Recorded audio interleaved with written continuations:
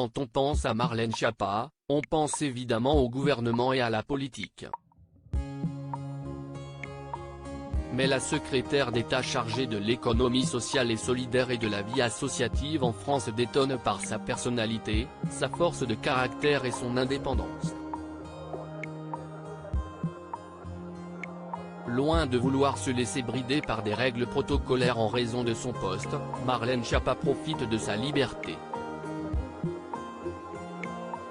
Elle a d'ailleurs posé en une du magazine Playboy, attendu en kiosque ce jeudi 5 avril, à qui elle a également consacré une longue interview. Une intervention polémique, jugée courageuse par les uns, scandaleuse et inappropriée pour d'autres, que Marlène Schiappa assume totalement. Et ce n'est pas le seul détail de son parcours médiatique qu'elle apprécie mettre en avant. Avant de débarquer dans l'entourage d'Emmanuel Macron, Marlène Schiappa n'évoluait pas vraiment en politique. La maman de 2 filles, âgée de 15 et 9 ans, écrivait des livres. Et on est loin des romans que l'on imagine. Elle s'est effectivement spécialisée dans la littérature érotique, j'ai publié de nombreux livres érotiques sous pseudonyme.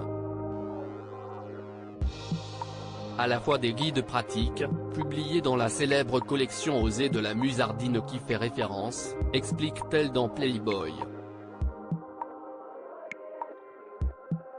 Quand j'étais jeune, j'écoutais beaucoup Doc et D-Fool et les libres antennes à la radio et je trouvais que ça pouvait répondre à des questions qu'on n'osait poser ni à nos parents ni à des profs, même à des amis.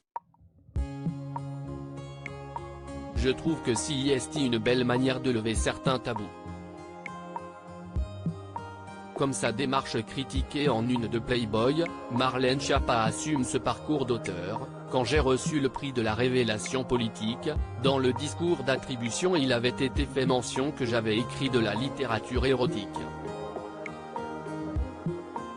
Comme si c'était honteux. Mais j'en suis fier.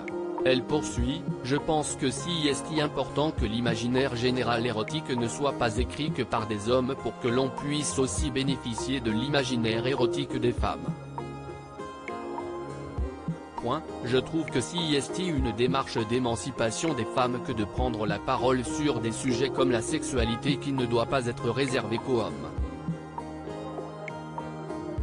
Marlène Schiappa divise. Les réactions ont été aussi positives que négatives en apprenant que Marlène Schiappa allait faire la une de Playboy. Si certains membres du gouvernement ont fait part de leur incompréhension et de leur choc, d'autres ont mesuré leurs propos.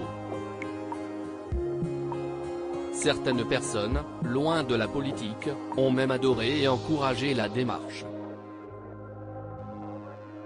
C'est le cas d'Apolline de Malherbe. La journaliste de 42 ans évoquait le sujet dans son émission Apolline Matin le 3 avril dernier, allant même jusqu'à envisager une séance photo à 3, elle est une de ses chroniqueuses, avec l'ancienne ministre. Une proposition que Marlène Schiappa n'aurait peut-être pas refusée.